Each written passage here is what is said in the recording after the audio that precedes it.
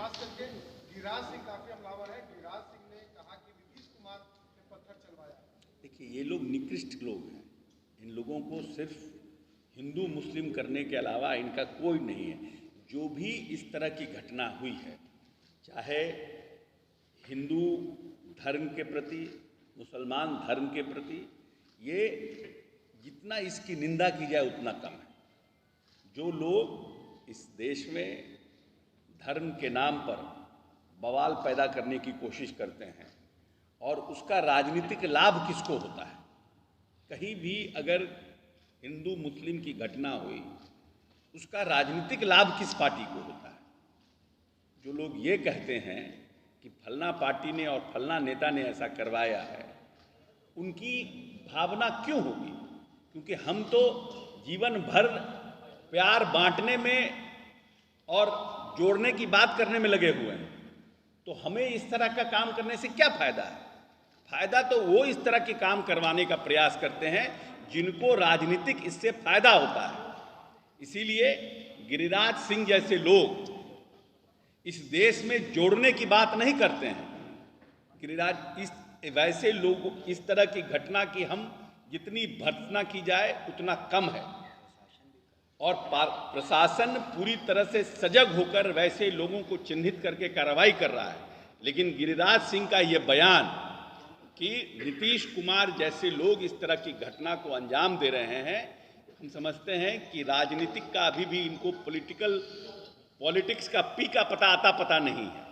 जो व्यक्ति 24 घंटा जग करके ये प्रदेश महफूज रहे, ये प्रदेश में कैसे अमन चैन कायम हो, अपने पार्टी के नेताओं के साथ साथ भारतीय जनता पार्टी के नेताओं से लेकर आरजेडी के नेताओं तक को रात के 2-2 बजे तक फोन करके ये बात कहना कि आप सजग रहिए, आप वहाँ पर माहौल को अपने हिसाब से देख करके और प्रशासन को मदद कीजिए, वैसे व्यक्ति के ऊपर ऐसा आरोप लगाना, और 17 साल में कोई घटना नहीं हुई इस प्रदेश में, नक्सलिज्म को जिस व्यक्ति ने खत्म करने का प्रयास किया और खत्म किया, वैसे लोगों पर ये सब तरह का आरोप लगाना, तो यही है कि ये लोग किसी भी तरह से इस प्रदेश को फिर से हिंदू मुस्लिम के बवाल में फंसाना चाहते हैं। और प्रदेश को जो अमन चैन के साथ ये प्रदेश आगे बढ़ रहा है, 10.98 के ये विकास दर से जो प्रदेश आगे बढ़ रहा है, उसको किसी तरह से प्रदेश को कब्जा में करना, किसी तरह से ऐसा माहौल पैदा करना, हिंदू की भावनाओं को भड़काना, फिर से कहीं दंगा पैदा करा देना भावना भड़का करके, उसी में ये लोग लगे हुए हैं जिससे कि इनको फायदा मिल जाए राजनीतिक। लेकिन प्रदेश के लोगों को पता है कि यह प्रदेश में किस तरह के धर्म का उद्भव हुआ है।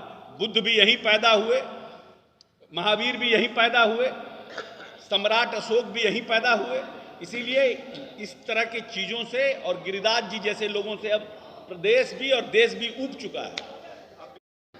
नहीं, अगर इंडिया के जगह पर भारत बोलना है तो देश के प्रधानमंत्री को हिम्मत दिखाना चाहिए और पार्लियामेंट में स्पेशल ला करके बिल लाना चाहिए कि अब इंडिया नहीं भारत होगा। ये अपने बैकडोर से एनसीईआरटी और फलना से क्या करवाते हैं? एनसीईआरटी को क्या है? एनसीईआरटी को क्या राइट है कि इस देश का इंडिया हो, भारत हो? इंडिया इंग्लिश में बोलते हैं, भारत हिंदी में बोलते हैं, इसमें क्या बिदंगड़ा खड़ा करना है? क्योंकि एक गठबंधन बन गया, इसके लिए आप पूरे देश का नाम बदलना चाहते हैं? इस देश का ये जरूरत है ना कि ये जो रहर का दाल 55 रुपया से 185 रुपया हो गया, देश ये चाहता है कि कैसे 100 रुपया से नीचे आए। 50 रुपया 500 रुपया पर जो आप सिलेंडर लेके घूमते थे सर के ऊपर, और आज 1100 रुपया सिलेंडर हो गया। देश ये चाहता है कि फिर से कैसे 500 रुपया से 300 रुपया सिलेंडर हो जाए। उस पर कोई कुछ बोलता ही नहीं है। इंडिया, भारत, 22 जनवरी को राम मंदिर के दिन, जिस दिन आप राम मंदिर की रामलला के आप प्राण प्रतिष्ठा कर रहे हैं, उस दिन इस देश में जो SC ST का बैकलॉग है, जो अति पिछड़ों का बैकलॉग है, उस बैकलॉग के बहाली अनाउंस कीजिए, तब हम मानेंगे कि आप सच्चे राम भक्त हैं। आपने अनुसूचित जाति जनजाति का बैकलॉग क्लियर नहीं किया, अभी तक देश में बैकलॉग बना हुआ है। आप बेरोजगारी के लिए उसी दिन रोजगार का मेला भी लगाइए पूरे प्रदेश में कि हम बेरोजगारी के दिन, जिस दिन रामलला की मूर्ति का निर्माण हो रहा है, उस दिन हम रोजगार मेला भी लगाएंगे।